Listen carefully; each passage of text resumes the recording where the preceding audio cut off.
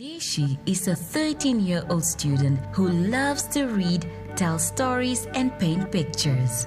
She walks 5 kilometers to get to school, where she shares a classroom with more than 40 learners. It's a bit crowded, but everyone makes it work.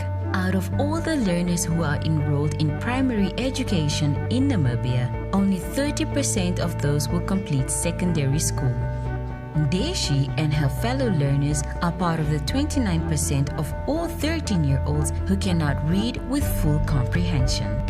Apart from reading and telling stories of adventures far away, Daisy would like to be an architect when she is all grown up. But how will that be possible?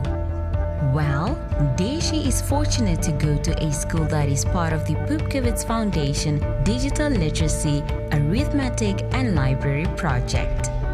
She and her friends get to spend 2 hours a day learning digital English and maths with programs designed to help them develop these necessary skills. So for 2 hours a day, Monday to Friday, Daisy, Lucas and the rest of her friends connect and learn. 20 digital tablets per classroom are connected to an offline server containing high-level English literature and mathematics content, so Daisy can enjoy even more stories and practice her math for her future as an architect. The server acts like a hub servicing satellite. The hub provides the connection to the tablets provide access to content. Daisy and her friends just plug in and learn. With such innovative approaches, Daisy's class not only becomes the first ever to connect to the PUPKEWIZ Foundation Digital Literacy, Arithmetic and Library project, they also set themselves apart as trendsetters and top achievers. Their class improved in English and maths by over 30%, all this from 2 hours a day at the PUPKEWIZ Foundation Digital Literacy, Arithmetic and Library project. The PUPKEWIZ Foundation's Digital Literacy project focused on placing 220 tablets with high-level content in 11 schools and training 40 teachers in digital literacy. A further group of teachers will be trained to Can the use person the who tablets switched as off the learning lights tools please in their switch it back classrooms. on? We need to see This what has we are writing, note taking. 1,760 Who's switching children off the directly lights? benefit, allowing them to read and understand comprehensively as well as do their maths accurately. Imagine the difference we can make together if every school across Namibia has access to the PUPKEWIZ Foundation Digital Literacy, Arithmetic and Library project. We will change the future of education and its impact for the better. PUPKEWIZ Foundation, rethinking schooling, reinventing learning.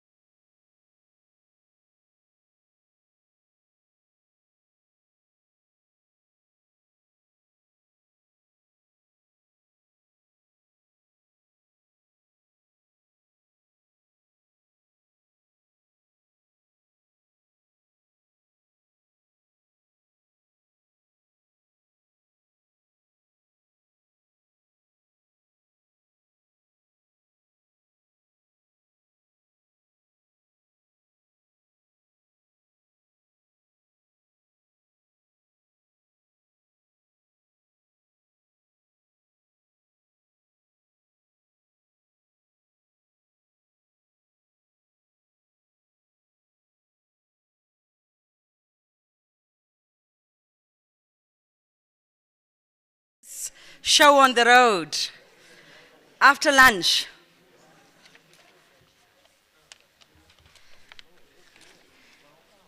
So I think we would like to start our next session, which is theme 5, and it's our next keynote intersession.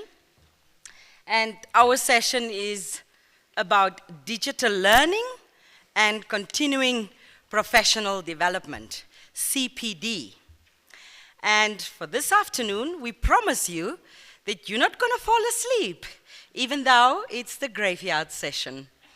We shall keep you energized, I promise you. The keynote speaker shall do her job, and so shall the 2 respondents as well. So our theme, as I said, is about digital learning and continuing professional development. And our keynote speaker is none other than Professor Angela Benson, who is a Fulbright scholar, currently at our Faculty of Education, University of Namibia. But we do need to tell you a little bit more about Angela as well. A fun person, I shall say, from the onset. So Dr. Angela Benson is a professor of educational technology and US Fulbright scholar, as I said, in our Faculty of Education at our University of Namibia. She hails originally from the University of Alabama in the US, where she teaches a variety of online, blended, and face-to-face educational technology courses. So up my alley. I just love Angela. Her research addresses the role of culture in technology-enhanced learning environments. She has authored more than 50 academic publications, including an award-winning book. The book is about culture, learning and technology, research and practice. Professor Benson also holds an undergraduate degree in mathematics and industrial engineering, how diverse, a master's degree in operations research and human resource development, and a doctorate in instructional technology. So that is our keynote speaker for today, and later on we shall have 2 respondents that will respond to her topic and contextualize it to our Namibian setting, and that will be my Deputy Director in the Center for Open Distance and E-Learning to my far left, Mr. Erke Haipinge, and as well as joined by Dr. John Nyambe from the Center for Continuous Professional Development, Teaching and Learning, CPD-TLI. Those 2 will be the respondents, and they're going to entice all of us about this topic that, as we all sit here, we are very busy people, isn't it? Doesn't matter the profile, the role we have in our institutions. We're just busy. And because we are so busy, we are also expected to continuously develop ourselves, isn't it? And to improve and to continuously lifelong engage in learning. So it's their role today to break down the boundaries for us and to give us a couple of recipes in this regard in terms of this continuing professional development coupled with digital learning. So Angela, without further ado, the floor is yours, my dear.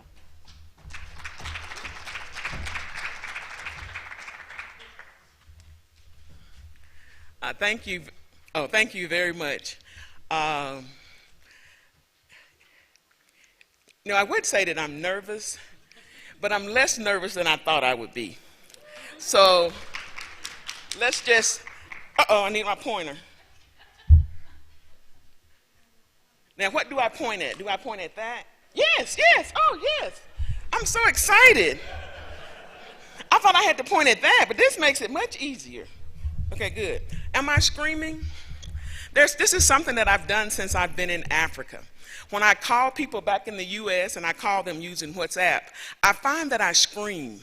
It's as though I have to make my voice project across the continents. So if I get too loud, just let me know. So what we're going to do today in the 30 minutes that we have allotted to us, we're going to look at some background experiences, my background experiences that inform this presentation. We're going to look at a couple of definitions. Then I'm going to talk about distance learning CPD at my institution in the US. And then I'm going to talk about some things that I've observed since I've been here in Namibia.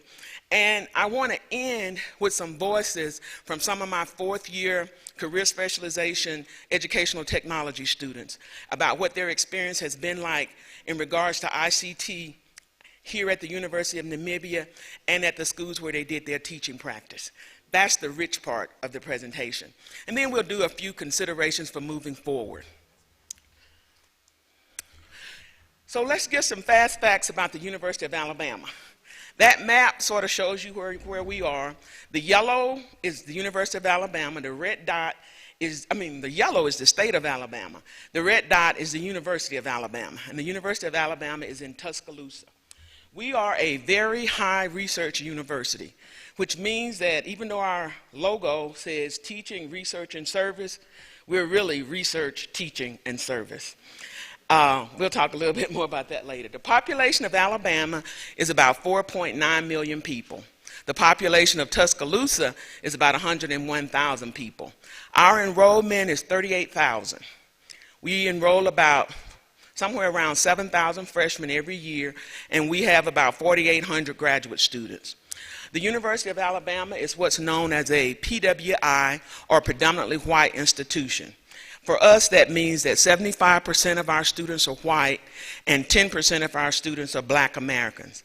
79% of our faculty is white and 7% of our faculty are Black Americans. Now, I say that because that tends to inform everything that I do. I come from the rural South in Alabama, which has a long history of racial turmoil, or whatever you want to call it. And so when I come to something, especially like educational technology, my lens tends to be access. Who's included and who's left out. That's just the perspective that I bring. And you will see that perspective as we walk through the presentation today. And I think it's a rich perspective. You know, in the U.S., a lot of times things fall down along racial lines. I think since I've been here, it's been clearer to me that things also fall down along socioeconomic lines, along class lines. And a lot in the U.S., class and race are confounded. And so being here has helped me to focus on class a lot more than I would do if I was at home. And I think that has been helpful to me. So I appreciate very much being here in your environment that allows me in Africa to reflect on my U.S. experience. So very much appreciate it. If you look at our two universities, there are some similarities. I have a UNAM email address, so I have a UNAM ID card, so I am UNAM. Anyway, we've been getting a lot of email about research, things that encourage faculty to participate in research. Reminds me of my institution. For the last 5 years, that's been every other email, and that's because our university wanted to increase our focus on research. And evidently, they got what they wanted because our university moved from high research activity to very high research activity. And you can't go higher than that. So our administration is very, very, very, very happy. Like you at UNAM, you do project-based learning. We do experiential learning. Here at the University of Namibia, your PBL projects are a separate module. What we do at the University of Alabama is we incorporate experiential learning in our individual courses. So we incentivize faculty to incorporate project-based learning, internships, service learning, any kinds of project works and practicums. We're encouraging faculty to include those in their courses so that when students take the courses, they get that practical experience that's based in the content area or the academic area in which they're studying.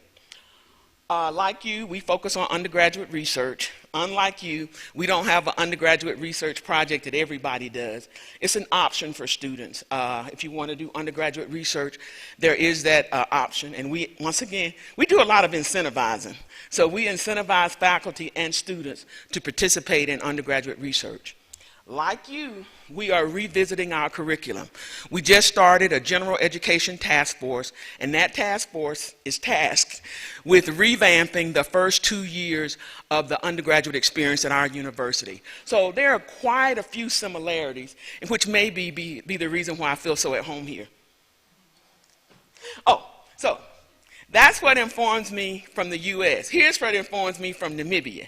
Do you know how hard it was to find a map that had Zambezi on it instead of the other word that I'm not supposed to say? I'm learning.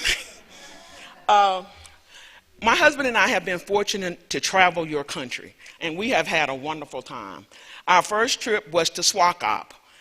I think it's like a 4-hour drive. It took us 6, but we had a very good time during that drive. So we went to Swakop and we went to Walvis Bay. In the U.S., I have a southern accent. In Africa, I have a southern South Africa accent.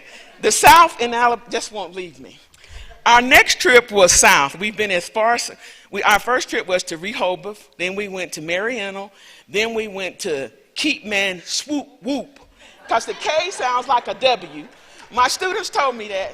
My students were wonderful. We went to Fish River Canyon, we went to Luderitz, and then we've gone to Gobabas, which is over that way. We were looking for cattle farms, but we didn't see any. We've been north. We've been to the north. I used to think it was north, but it's the north. I kept thinking, are you going northwest or northeast? And they said, so anyway, so you get the north. So we went to the north. Oh, and I swear we had a great time. That picture over in the corner is me at the Okahau Expo. So we were Okahauing at the expo. Anyway, we've had a chance to visit some schools since I've been here. The other picture at the bottom is a picture of me with some students at El Dorado. Well, it's like 2 schools in 1 school. So it's a senior secondary and then it's a junior secondary. Is that right? Anyway, had a great time. There's some wonderful students over there. And what my husband and I are doing is we're going to every UNAM campus taking a picture in front of the sign. So one is me at the southern campus and the other is me at the Osakati campus. Anyway, so we have about 5 more campuses to hit. We have also had a chance to meet people from different walks of life while we've been here in Namibia. We live in Klein-Windhoek, and we didn't know what that meant until we got here. But Lord knows I've never seen so many security gates in my whole life, but that's neither here nor there. But the first visit to a Namibian home was a family that lives in the Katatura informal settlement. We had met the husband, and he invited us over to meet his family. And that was it was a great experience. And we were proud that they felt like they could invite us to their home. So that's what our experience has been like here in Namibia. Thank you. I think we've gotten a chance to see a lot, to see the different ways that people live. We've sort of learned that every time you go to a city, if you drive around long enough, you'll find an informal settlement. So every city that we've been to, we've gone to the informal settlement in that city. We call that being with the people. That's what we do in the U.S. It's the people. You don't, anyway. So anyway, but there's nothing like feeling at home. It's just been a great experience. But understanding that just because people have less doesn't mean that they are less. And that people have the same dreams and hopes for their children, regardless of how much money they make. People want the same thing for their kids that we want for our kids. I want this, we just want the same things, and it doesn't matter how much money we have. So that's sort of the thing that I've gotten by being here. And once again, I very much appreciate it. Okay, so let's talk about digital learning. Everybody probably has a definition of what that means. What I'm going to do today is I'm going to go broad rather than going narrow. So we're going to say that digital learning is learning assisted by digital tools. That sounds like something a professor would say, right? You just use the words in the definition. Anyway, so Digital tools are software or hardware platforms for teaching and learning that can be used with computers or mobile devices. So we are talking about computers and how we're going to use computers. So as I was sitting in the conference today and yesterday, I asked myself the question, is this a digital learning environment, this conference? And then my answer, I don't think I had an answer. Yeah, I did, but I won't say what the answer was. But I do have an opportunity. I think that there is something that we could do to make this a original digital learning experience.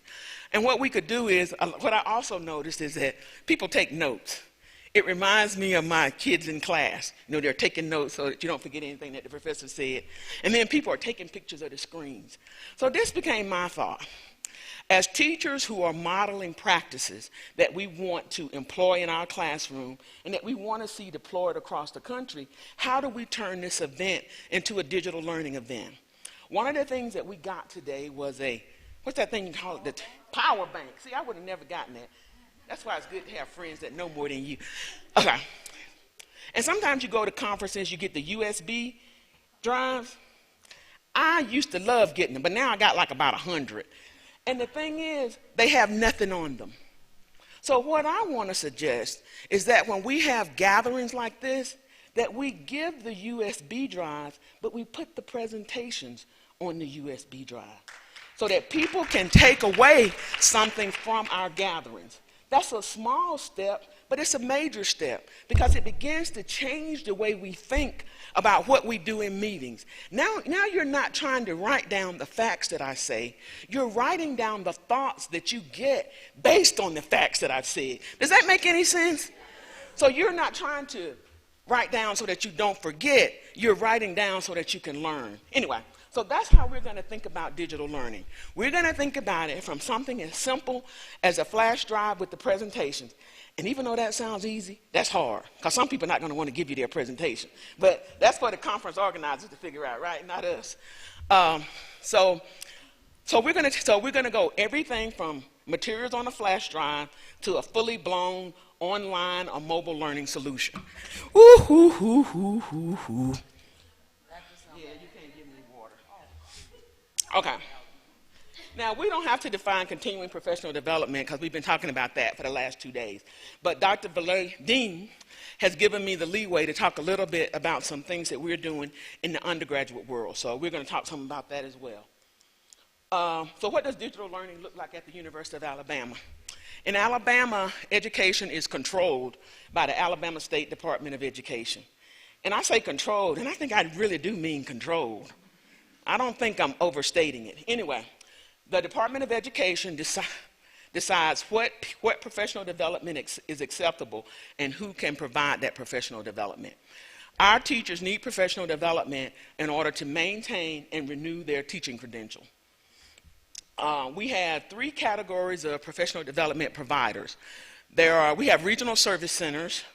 We have our universities and colleges that house our teacher education program. There are 25 of those. And then we have, believe it or not, there's a business that's growing. I mean, and it's a business of providers who provide professional development courses and workshops to teachers. So people are building businesses around this. And in our state, once you're approved by the state, our teachers can take your courses and they will be applied to their official professional development transcript. So I'm not going to talk a lot about them, even though a lot of their work is online. I shouldn't say most of it. Also in the state of Alabama, well, I guess this is in all United States, professional development is provided through a lot of federal funding. So you may get a grant to do some research about a project. Every grant that you get will have something in there, if it's related to schools, about teacher professional development, where you have to plan some that you're going to deliver related to your project. About public school education in Alabama, we have a little over 42,000 teachers. We serve 744,000 students, and we have 1,659 schools. All of this is public education.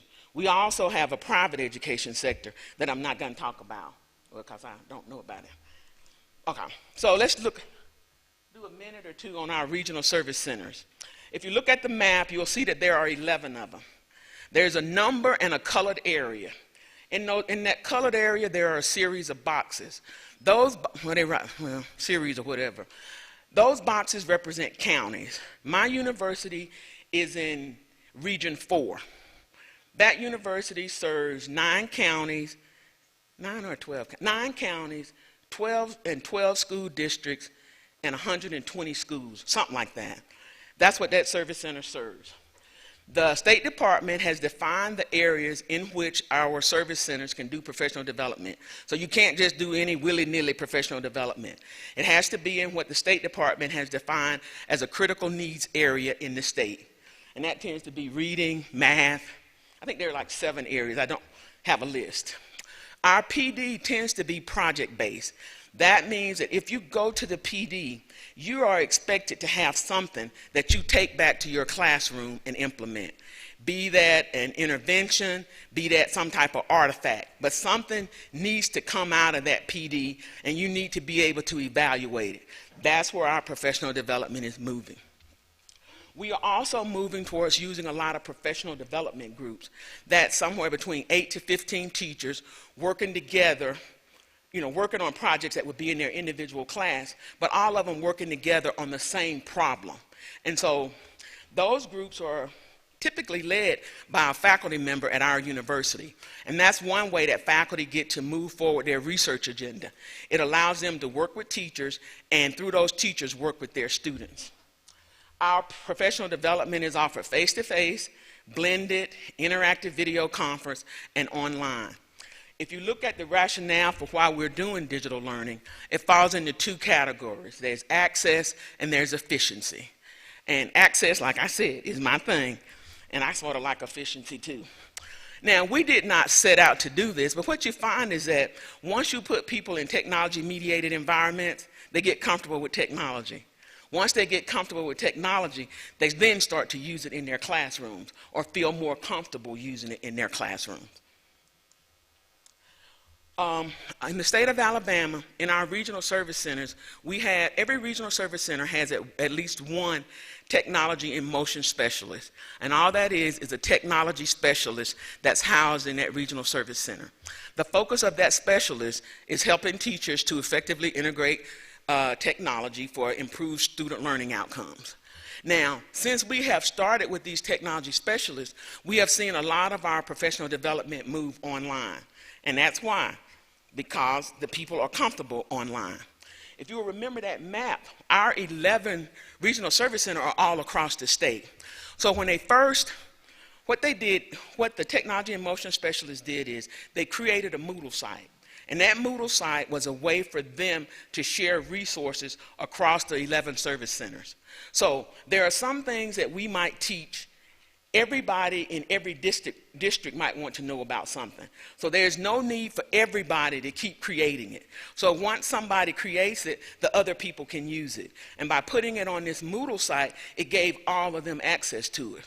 Now, as they got comfortable doing that, guess what happened? Somebody asked the question, well, can you put up a whole professional development workshop? Can you put up a whole professional development course? And then they began to say, yeah. And they said, well, does it just have to do with technology, or can we include things from those other critical needs areas? So now what it has evolved into is a system that houses professional development across all of our critical needs areas. So even if you teach a face-to-face workshop, the materials and the support materials from that workshop are also housed in eLearning Alabama. And everybody in the state, all the teachers in the state have access to this. And all of this is free for teachers in our state. Okay, so the access is that everybody can get to it, and the efficiency is that the specialists can work with each other. Now, the second area of professional development is our universities and colleges. At the undergraduate level, we graduated 427 students last year, and right now we have about 1,741. We don't offer any undergraduate programs online. We just don't do that. But what we have started to do is look for ways to enhance our students' job or work, Make our students look better when they search for jobs. That's what we've started to do. And that's where we've started to use our online facilities. So in our state, the state of Alabama, I would say that around 80% of our school districts have adopted Google Apps for Education or G Suite for Education, the same thing. And they have adopted this because it's free. Schools tend to like free stuff. And I think this surprised us that they had adopted it to this degree. And so when we found that out, the question that we asked ourselves is, how can we make our students more attractive to school districts? Ta-da! Get them Google Educator certified. And so then we started looking at what it means to get them certified, what do we need to do, what does Google already provide. So we started a pilot last year that we're working on. What we also do is, in partnership with the Career Counseling Center on our campus, our students have access to some resources. And one resource that's pretty neat is the virtual mock interviews. Students get to go in and answer a series of, and actually participate in an interview using a video, and to look at themselves and to listen to their answers, and to actually have somebody else critique their answers when they get ready to prepare for interviews. Because, you know, if you don't know how to interview, you know, they've probably never had a job, some of them, other than the teaching assignments that we've given them. So this is just a way for us to build them up. But I think where we do the most of our work in terms of professional development is at the graduate level. And I don't know if I really thought about it like this until I started putting this presentation. Once again, in the state of Alabama, if you want to get like a big raise, you can get a little raise every year. I mean, I'm talking about really little. But if you want to get a big raise, how do you get a big raise? Get another degree. How do you get a big raise? Get an advanced credential. And that's the purpose at the university, and that's the purpose of our graduate programs. I shouldn't say, that's 5 minutes left? That can't be right. Maggie is just wrong. I'm telling y'all, that's not right. I disagree. So I have at least 15 minutes left. Okay.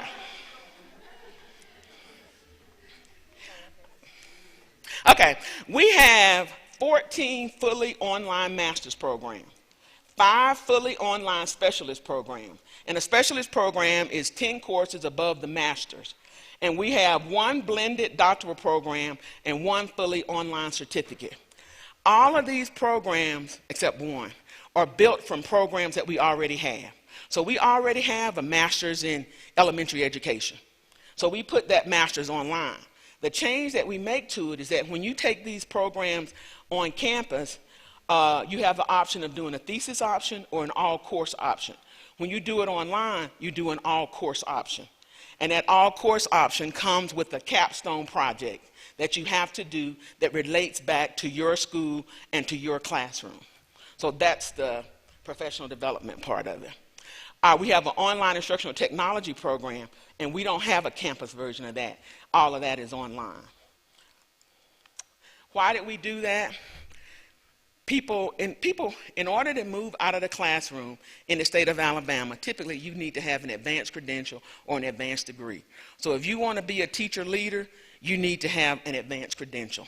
If you want to be a head of department, you need to have an advanced degree. If you want to move from your school to the district to the state, you need to have an advanced degree.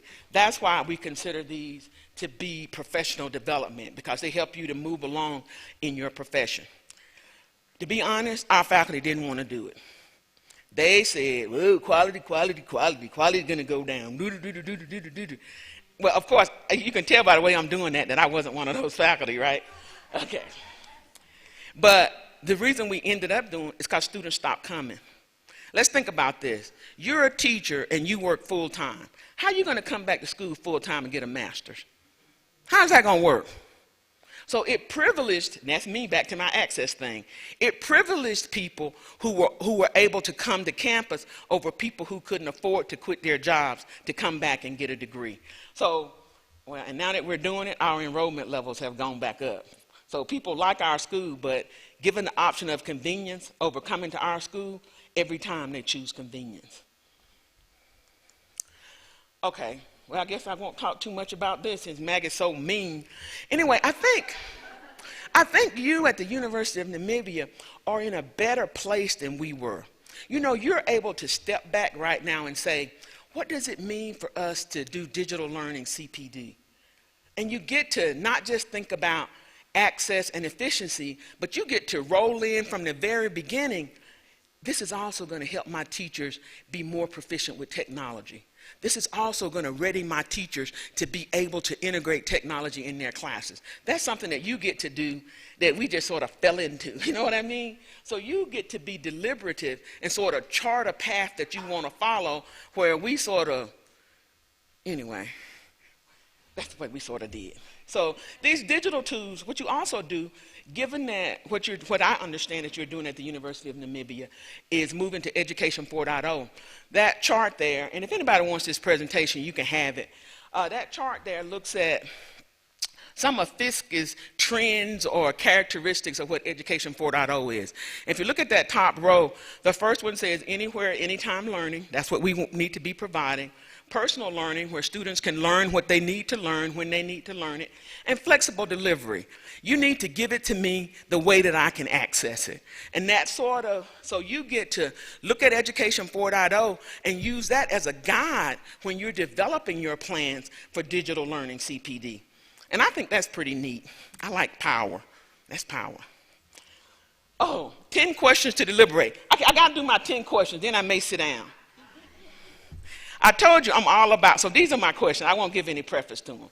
Oh, man, I got to do my students. Oh, what are the CPD needs of Namibia's teachers? What kinds of digital learning will Namibia's telecommunications network support? What advancements are needed in the network infrastructure to provide the needed CPD? How well does the network infrastructure serve all teachers in all communities in Namibia? What does it mean for Namibia's growth and prosperity if the chosen solution does not serve all teachers in all communities? And that's my big fear. With this technology, the gaps that we have now are only going to grow. Unless we figure out a way to make sure, anyway, we'll go to the next question. Is a countrywide Moodle a viable solution? What about mobile learning short courses? What about the radio? I hear that a lot of people still using that radio. And maybe we need to sort of downscale what we think digital learning ought to be. It can be that flash drive with the content on it in some situations. And under what conditions is online delivery a feasible solution? And I'm going to skip all this other stuff. UNESCO and some researchers at NUSC have done some excellent research on mobile learning. But basically, here's where they came out. UNESCO knew the shortcomings of mobile learning before they conducted a pilot in 4 African countries. When they conducted that pilot, they found out the shortcomings were what they thought they were. And one of those shortcomings, well, what they did is they looked at it and they said, the penetration of mobile learning is high. Well, high doesn't mean all. So when they put the people in the trial, a lot of the people couldn't access the materials because their internet access was not reliable. Okay, I'm getting there, Maggie. The people from NUST, their research only looked at 3 regions in Namibia. And those were 3 sort of well-resourced regions. So their solution didn't really reflect the whole country. So what's the answer? Since the shortcomings and challenges of digital learning in Namibia are known, rather than ignoring them and pushing forward, address them in the planning for digital learning CPD. So let me do 2 student voices. Can y'all read that? These are my students. This is a question that I asked them. Does UNAM meet the developmental level specified in the ICT policy for education? When I looked at these answers, I didn't care whether they said yes or no, but they all said the same thing. Even if they said yes, they still said what this student said, which was fascinating to me. Has everybody read that on their own? Do I need to read that? Oh, no. Okay. And there's another one. This one said yes, but they say the same thing after they say yes. And what they talk about is, I'm telling you guys, you have wonderful students. Even though they say this to a person, you ask them, okay, we'll get to the next question. You should read some of that at least. These are wonderful students, I swear to you. The next question was, describe how ICT resources and support provided by UNAM has supported or inhibited your pursuit of your degree. And then they tell you about the great things UNAM has done for them. Okay, I gotta go because Maggie is so mean. This IT resources and support. I wouldn't pursue my degree since ICT resources underpins most of my work. So even though they don't find it reliable, they find that they have to have it. Does that make sense? You have wonderful students, I swear. What changes would you recommend? And all of them come back to the access. They want better internet, they want more computers on campus, they want access across a wider area. That's sort of where they are. And they want the equipment to work. But your students don't complain a lot. Now, then I asked them some questions about their TP, and basically it was the same thing. Some students were in well-resourced schools. This student was in a school with 2 computer labs. Okay.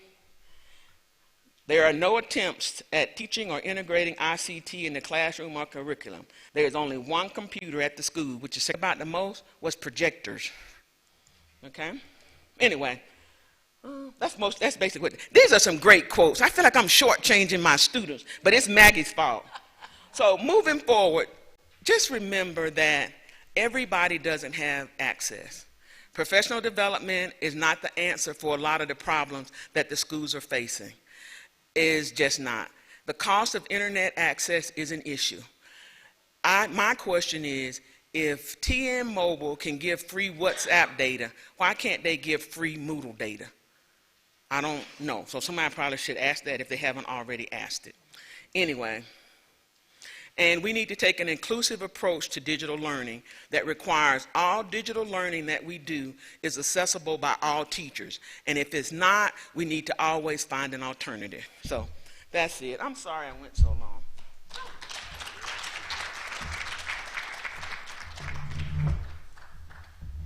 I think she deserves a better round of applause.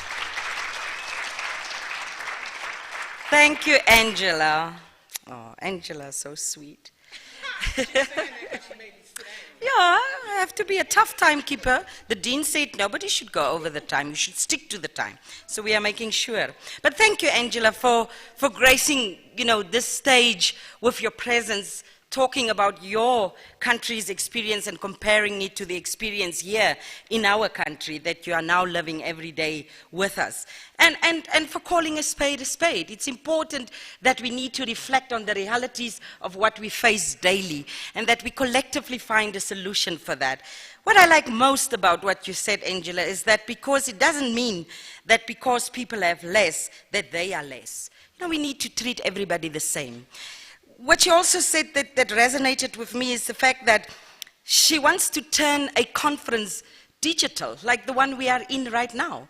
I mean, we are live streaming on YouTube, we are on Twitter, but what she mentioned is just the presentations could have also been either online through a link that we shared or, digitally available to everybody. And most importantly, to our core audience, those teachers out there, they need to access this material, not just us, because we are almost preaching to the converted here, but we need everybody to get access to this. But she also said their professional development is almost like decided and dictated by the state, and that it is completely project-based, based on artifacts, based on real experiences that you bring across. That was also extremely fascinating to me. We'll talk later about the rest that she said, but I'm sure you also got the message quite crystal clear. We need to get to our 2 respondents right now, which just in a time frame of 5 to 10 minutes. But before I do so, Erki, when you come to the podium, I need to tell this joke about Angela. From day one that she got there in my center, she used to say, what is that name of that deputy director of yours again? Erki Haipinge. Erki, so Erki, please come to the stage. And then she traveled in the regions, and then she came back and she said, I ate this little bread. What do you guys call that bread? Apparently coloureds eat it. I said, what is it called? No, this one that they sell with the meat on Fridays. I said, roosterbrood. She said, roosterbread. So that's Angela's translation of roosterbrood, roosterbread. So Erki, the floor is yours. Respondent number 1. Erki now wants to pass the bucket and say Dr. Nyambe must be first, and then he must be second. and hopefully our capable rapporteur will then capture everything, Dr. Shalhafu, because they are now shifting the bucket a bit. But let's give Dr. Nyambe first the stage. Each 5 minutes. It was not like that previously. Thanks very much, Chairperson. Afternoon, colleagues. John Nyambe is my name. I'm from the Center for Professional Development, Teaching and Learning Improvement at UNAM. I must say that I felt very privileged to listen to Prof. Angela and also to respond to a presentation.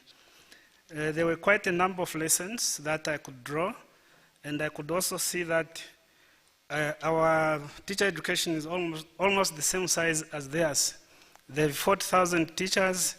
We have about 30. The difference is not so big. They have 7,000 learners. I think we could be more, but yes.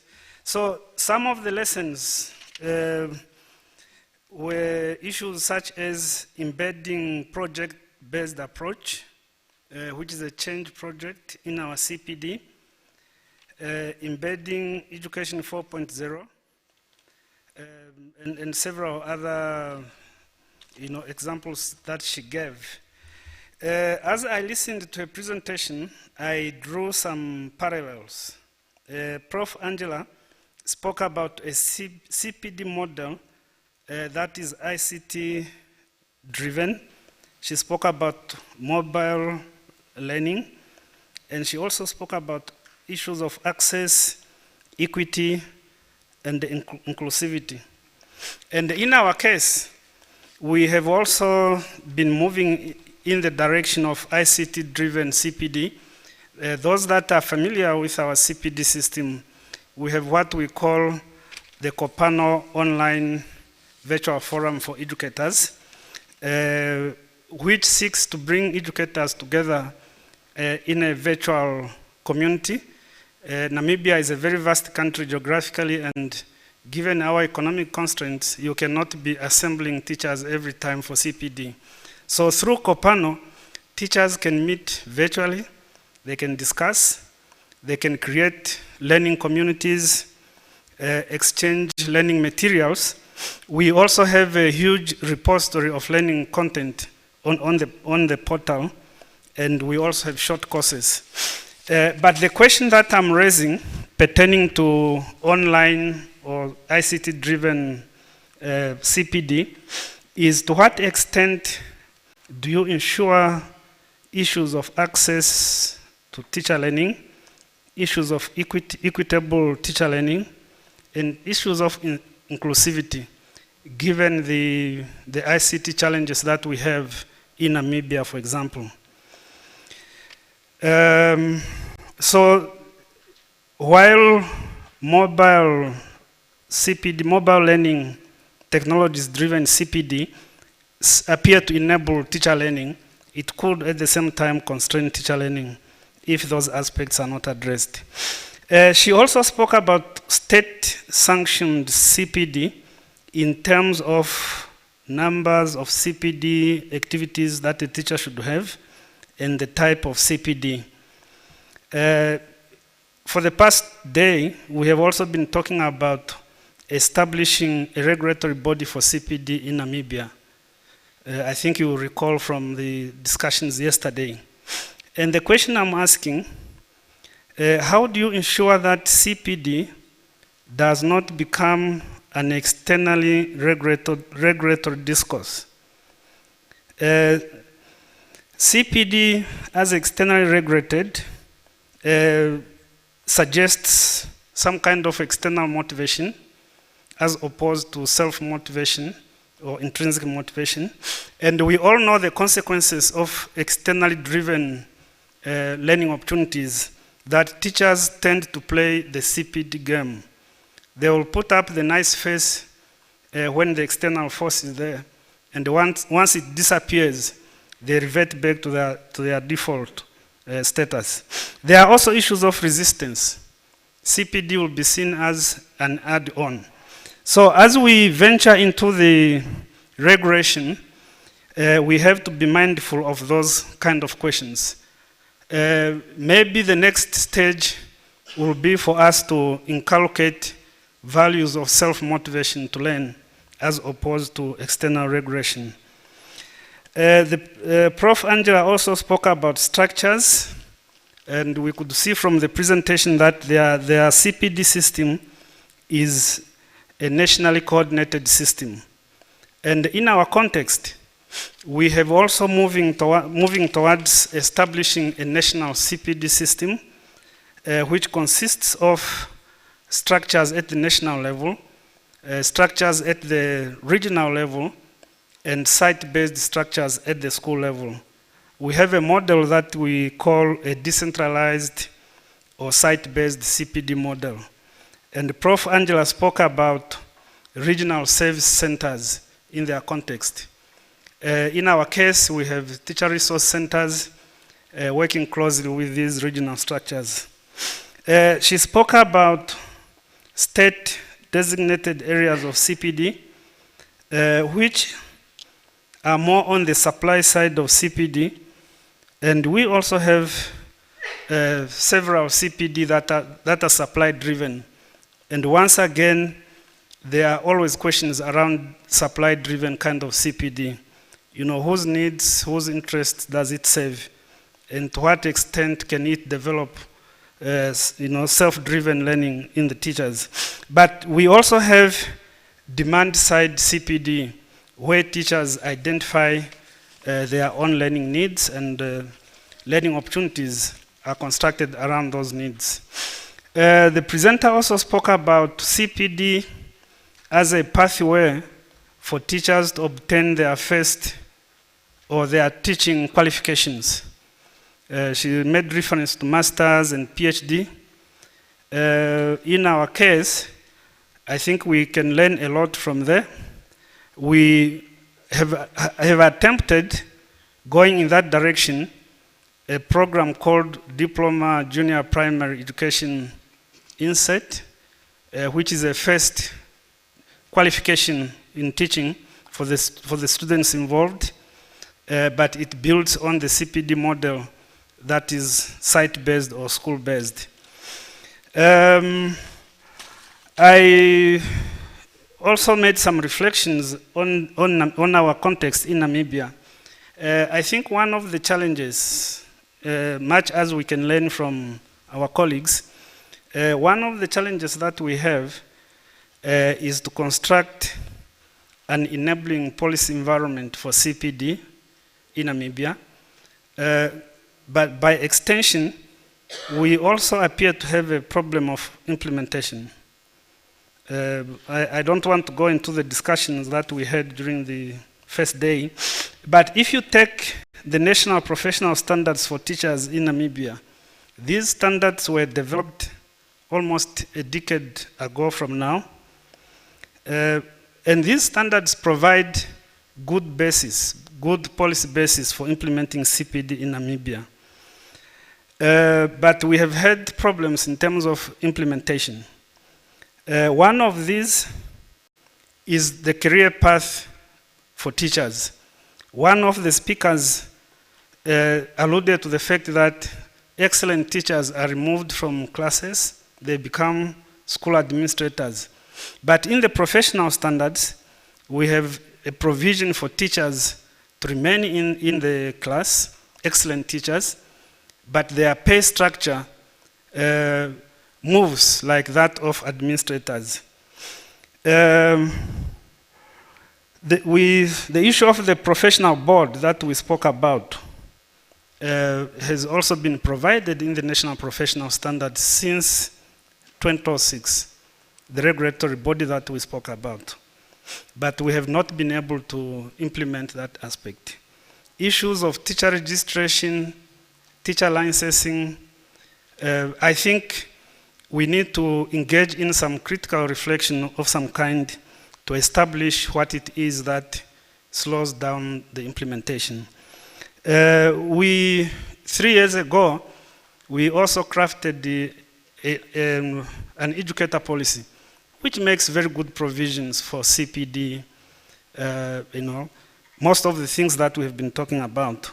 But that policy has not been launched officially, or it may have been launched officially, I'm not quite sure. But we need to, but as a teacher educator, I must know if it was launched. So we need to interrogate. We need to interrogate what is happening and what is lacking.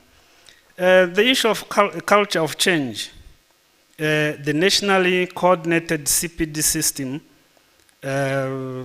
which is driven by a concerted effort to address the issue of quality nationally, has faced some cultural challenges in the sense that the concept has not been fully adopted.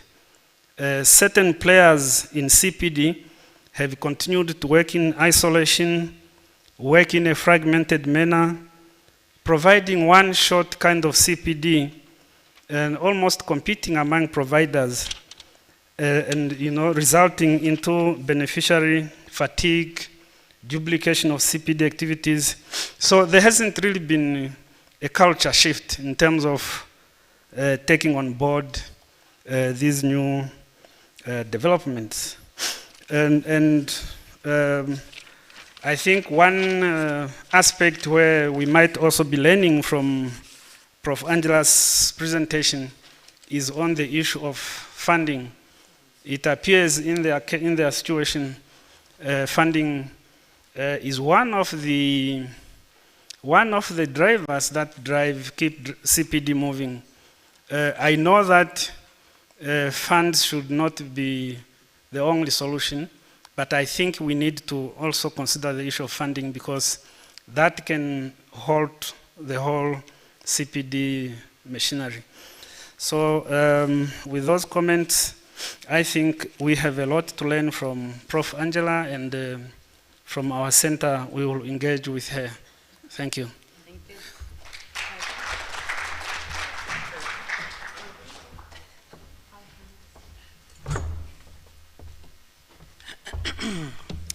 Good afternoon, ladies and gentlemen. I'll never overrule the chairperson in the future. I've given myself now pressure to present, having given my senior an opportunity. I think I have only 2 minutes, or is it? Okay. So I'll be quite choosy in terms of what items I'll address at this stage. I think the rest will probably be addressed during the question time, or will we not have that? Okay. So I would rather focus on what I learned from the presentation and what I think, what sort of introspection has the presentation aroused in me in terms of what we are already doing in Namibia and particularly in the Faculty of Education. So the first thing I'll touch on would be the issue of choice of digital resources or tools that we choose to use for teaching and learning. There is continual debate in literature about whether one should go for a closed system like a learning management system, or to go open where you enable students to create a personal learning environment which is composed of various tools that they choose themselves. And I think the presentation about, the issue of access, and especially the issues that were emanating from the feedback from the students, sort of reignites this discussion, and I think it's something that we need to discuss as a faculty and as a university. Anecdotal evidence from colleagues in the university that make use, for example, of our official learning management system, which is Moodle, but they also use open source or open resources like WhatsApp. They have found, in terms of the community of inquiry framework, which talks about the teaching presence, social presence, and cognitive presence, they have found that although Moodle is useful for enhancing teaching presence, social presence is much more supported by tools that students already use and tools that students have ample access to and tools that students already use informally, and WhatsApp is an example. So I think that does give us an idea of what kinds of discussions and maybe research we need to do in terms of how can we let these digital platforms complement each other. I think there was a discussion or a reference made to the intervention that the government has made in terms of equipping unqualified teachers through a diploma called Diploma in Junior Primary Education. And the university, of course, is supporting that. What I will add is that we make use of Moodle, learning management system, to support the implementation of this intervention. So, thinking of CPD, I think that sets this particular group of students a good launch pad, if you like, for them to continue with their CPD once they are done with this diploma or qualification, to continue learning using online platforms, because through this implementation of the diploma where they were already using Moodle, inadvertently or luckily so, the benefits should have been that they have also now learned how to use online platforms, which means it shouldn't be a challenge to offer further professional development, making use of platforms such as Moodle, which they are already used to. And in closing, to address the issue of access, I would say that at the recently concluded ODL conference, I had the opportunity to present a paper with a colleague from Northwest University, where we spoke about multiliteracies and multimodal learning. And I think this is a concept that we need to embrace, that when we move digitally, we need to consider the multimodality of our learning resources, so that resources are not taking a particular format, that we provide opportunities for students to access the same learning materials in different modes or modalities. An example could be, instead of just having a video, you should also have text accompanying that video. You should offer audio, and also enabling students to download those resources so that they can continue accessing them beyond access to internet. So I think the challenges, in short, also offers us opportunities to strategize and innovate to find ways of resolving them. So in short, I will end there. Thank you. Thank you to the two respondents. I think they responded well to the keynote speaker. Let's give them another round of applause. So now, without further ado, we can allow a question or two to the keynote speaker as well as the two respondents. I'll take 3 at a time. I think, Dr. Follett, we can slightly eat into tea time, if it's possible, for us to just allow some questions. So let's get some input, comments, questions. Okay, we have the gentleman over here. Okay, at the moment it's only this hand. There's also a hand over there. Let's proceed. All right, I would like to thank the Professor Angela and the respondents. My question has to do with the mitigation mechanisms that are in place digitally to combat issues like academic theft, or especially on Moodle. I'm currently studying law on distance, and we encountered a case where our test that we wrote was nullified because there was an incident of one student who shared the tests on WhatsApp. So what are the mitigation mechanisms that are in place to combat some of this academic theft that will then eventually catch up with the digitalization of education? Yes, good afternoon. How has the university adapted to the country's need for ICT? How has the university integrated itself so that we can further equip, because we need to send students to different regions? So what is actually the plan for those students who will live into other regions who don't have access?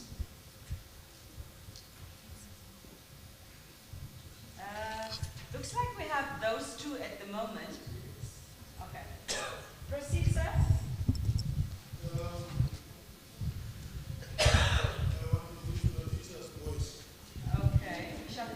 Ever since I became a director, people don't want me to use my teacher's voice.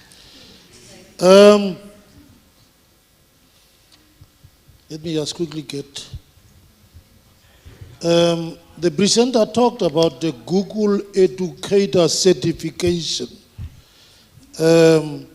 Is this a standalone course, or is it part and parcel of the teacher training program?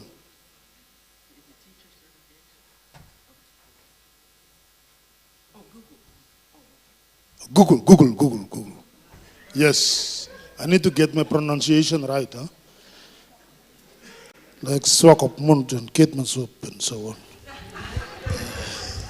Are you done, sir? Can we move? Yes. Thank you. There was a question over there. I can't ignore his hand. And then, excuse me. Hello. Hello, everyone. It's a pleasure to be here and to meet another fellow American. I'm coming in from the Northeast. Hello.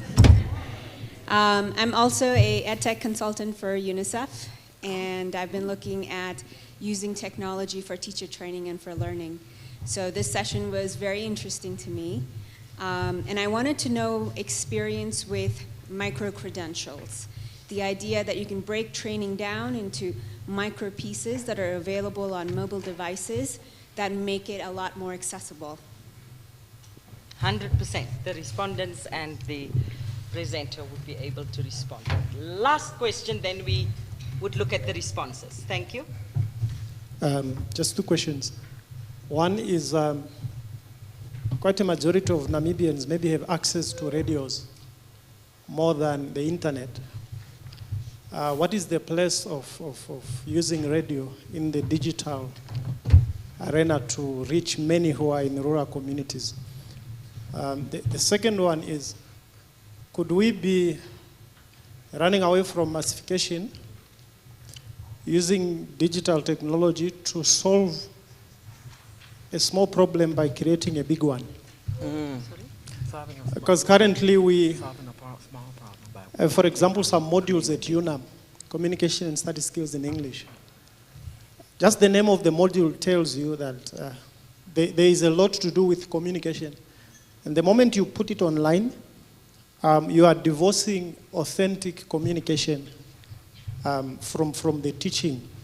And you have students who might perform very well, but when you engage with them after they have passed, you discover that the system might have solved a small problem by creating a big one. Thank you. We shall now allow the presenter and the two respondents to respond to the questions. Okay, I'll start with the first one about the cheating. I just want to say, first of all, that cheating occurs everywhere. You know what I'm saying? I think we right now we are invigilating our exams. I mean, if you want to cheat in an exam, you will figure out a way to cheat. The question is, will you get caught? And I think what happens online is that you're likely to get caught. What I found, and Erky can talk more about this, is that I've learned quite a few features in Moodle that allows me to keep people from cheating. Or if they cheat, allow me to find out that they cheated, and I can address the issue. So sometimes I think that what we will do is we will sometimes think that it will occur more often online than it happens face to face. And I just don't think that that's the case. I think that if people are going to cheat, they're going to find a way to cheat. You know what I'm saying? And I just think online you're going to catch them. I just really do. Because what you can also do online is it's easy for you to look at the test scores. It's easy for you to look at what questions everybody got right. It's easy for you to look at if you have an essay or short answer question. It's easy for you to see who wrote the same text. And so those kind of things I think are easy to find. So I think, well, I'll let Erky address the rest of it. The thing about Google certification, in order to be a Google certified educator that is not associated with your degree from our university or your being a certified teacher in the US, it's an extra credential that we think will make you look more attractive to schools who use those systems for them to know that you already know how to use it. The micro credentials, I think that that's an I'm glad that you said that, because I think a lot of times when we think about mobile learning, what we think is, okay, we're going to put it on Moodle, then we're going to give them the Moodle app, and then we have, voila, mobile learning. But that's not what mobile learning is. Mobile learning is more what you're talking about. It's about you have to transform the learning to the capabilities of the device and how people use the device. And micro-credentials and breaking it up is one way of doing that. And that's why the research says, and UNICEF found this, it's not cheap to do mobile learning. Because it's not cheap to revamp all your instruction or all your CPD in this new manner. And even if it's new CPD, you got to hire somebody who knows how to do it. And unless those people working for UNICEF, they don't come cheap. So anyway, that's just my comment. Thank you. There was one question that made reference to the use of the radio in CPD. My observation is that we have not been using the radio that much, but I must also say that the radio appeals to a certain segment of our teachers, but that could be a very small segment.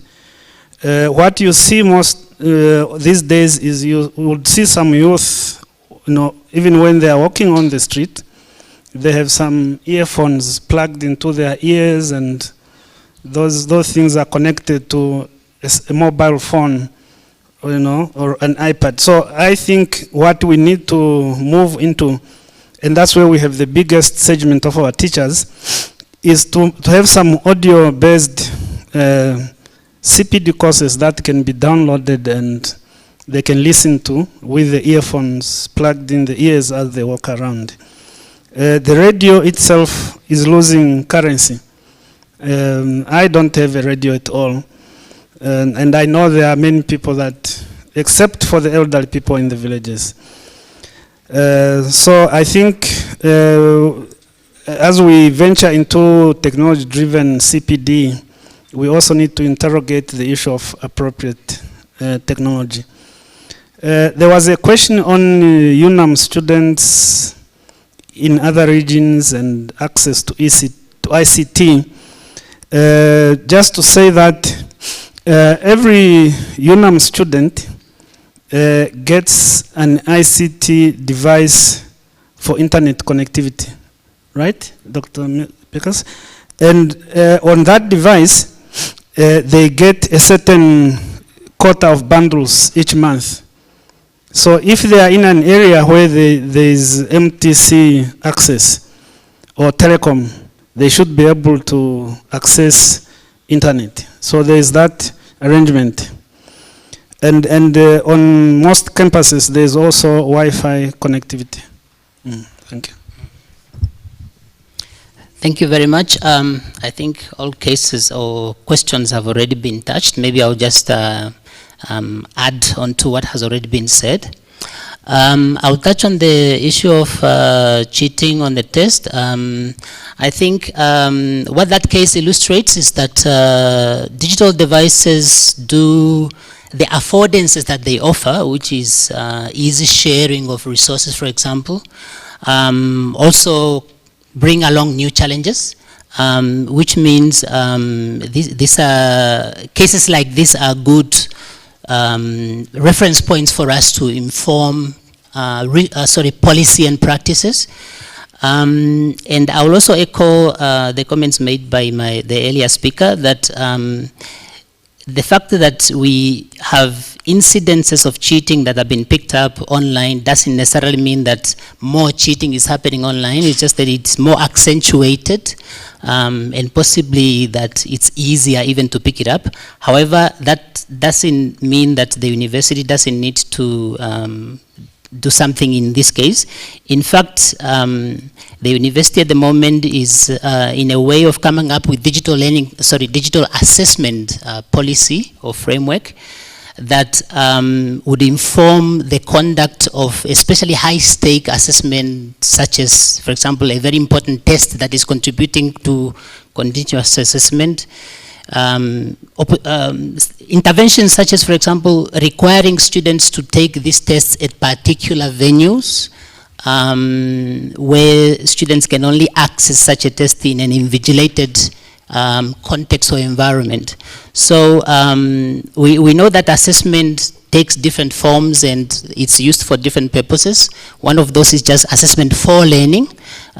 In my view, assessment for learning is not really important to have it invigilated, but assessment that results into feedback that will inform decisions such as qualification or moving into another, So we are aware of those issues and we are working on mechanisms to improve ways of addressing it. I would also like to touch on the issue of the radio. I think it's an important sort of contribution or concern. From a grand perspective, one can say that as a strategist implementing a particular program such as CPD, you look at what are the majority of my customers using. However, from an inclusion perspective, it means we need to address all the needs of all participants, regardless of how many they are. So I think it's still a legitimate contribution that we may perhaps consider making use of radio, although it is inflexible because we need to rely on the programs of the radio. We know that devices such as mobile devices, they increase or they enable more flexible use of resources or access to resources because it's up to the user when to play the audio recording, when to stop it. On radio, you rely on the programming of the radio station itself. However, I think it's a concern that we should look at it as a university. And lastly, apart from what we currently use, which is enabling students to access the internet by providing them with modems, I think we can still do more by engaging internet providers such as MTC and Telecom, perhaps to enable some of our websites like Moodle platform to be cost-free, so that when students access such a platform, they don't use data at all. I think that can also enable or help us to address the issue of access. Thanks. May I do the one question we didn't do? Yes, you may. I think the question about creating more problems. Bigger problem, solving a smaller problem. Yeah, divorcing authentic communications from the teaching. And I think this is sort of similar to my answer to the mobile learning. I think that a lot of times it's not the delivery mechanism, it's the way we design the instruction. So if you have a course that you teach face-to-face a certain way, a lot of times you either try to duplicate that exactly or you figure I can't do none of it, so I just give them a book to read. And I think the answer is somewhere between those two. So one of the first things that I would do in a situation like this is I would look at the course design. I would look at what mechanisms I'm using in the online environment. So before I would say that the course doesn't work online and that it's creating more problems, I will look at the way that I have designed the course. And I think that that's what we have to do as we move into these new ways of delivering. Sometimes what we did before doesn't work. And if it works differently in these new environments. And we have to be open and willing to adjust. So that's what I would say. Thank you. No, I wanted to add to that question as well by saying more or less the same in terms of the design, your approach, but also the richness of the tools inside that platform that you are using. Because if the fear is about the lack of interaction because it's a communication aspect that's missing, there's so many tools. I mean, even the forums now can be rated by students. We set it even up like this in Moodle that no student can make a contribution to the forum of somebody else unless he or she made a contribution, him or herself. And that can be contributed in terms of marks towards your continuous assessment so that the discussion becomes rich and you don't lose out simply because that particular program in UNAM moved fully online. Regarding the cheating, it's so interesting that Erki said we have to consider the social platforms like WhatsApp. I fully support it, but just where did this particular test of law leaked? It leaked through WhatsApp. That's exactly where it leaked. It didn't leak on Moodle. It leaked through WhatsApp. And that's the platform that all the students are using, and that's where they leaked the test. But it was picked up. That's also the beauty of what Angela is saying. Cheating happens everywhere, but maybe it's easier now for us in terms of picking up these issues through our anti-plagiarism softwares like Urkund and Turnitin and so on. Ours is called Urkund. Micro-credentials like blockchain and all those, yes, we have to study these. We have to see how they can also find a common place here. The biggest issue is when we want to emphasize bite-sized learning, as Angela called it, that smaller chunks to make the impact. It's not just about taking a textbook and transferring it online. Then we have lost the plot. It's about real interactive bite-sized learning. That's what we need to invest in. And as she said, that doesn't come cheap. And cheap is not money. What I'm talking about here is time. Time from the lecturers to develop and to create this real interactive bite-sized learning. So those are my contributions to some of the questions. I just wanted to add to the radio question. Erki then carried out a study on the students to find out the use of other tools. And because we had somebody approached us to ask us if we didn't want to stream some video content on television. And believe you me, the students opted that they preferred it either on the mobile phone, the Moodle app on the mobile phone or on Moodle and other platforms, but they didn't opt for TV when they were asked whether they are ready to also be engaged through television and the radio and so on. So we have to carry out research to understand what people want and what our students want, you know, in this era that we all live in now, where we are in the 4th industrial revolution, where my final thought, if there's no other question? There's still one? Can I allow that one, Dr. Valet? Or are we real over time? Okay, there's one more question. We are very much over time now.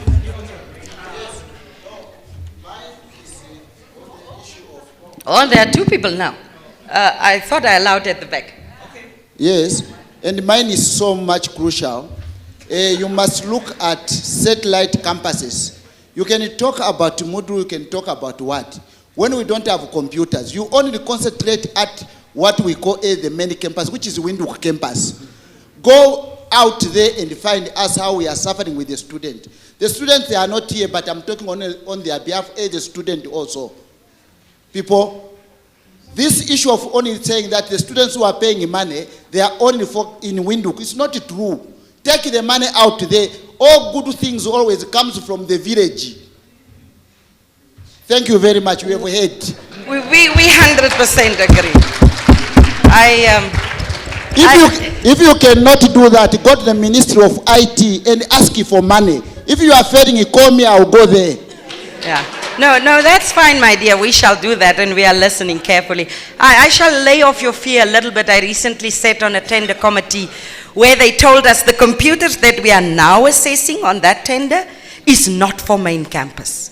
All those computers that we evaluated the bid documents for are only for campuses. So I can lay off your fear that it's not a problem of us not realizing what's going on in the regions and everything is centered around main campus. There is real understanding that we need to do more everywhere in the country. So with that, ladies and gentlemen, I think we can officially conclude and round off this session by giving them another round of applause. Thank you so much, Angela. Thank you so much, Dr. Nyambe. Thank you so much, Erki. And most importantly, thank you so much, Dr. Shalefu, being the scribe of this session. Take-home message, we need to make sure that we get those mock interviews for our students online so that they become better citizens and that the industry would want to accept them. Thank you so much. Enjoy the rest of the afternoon.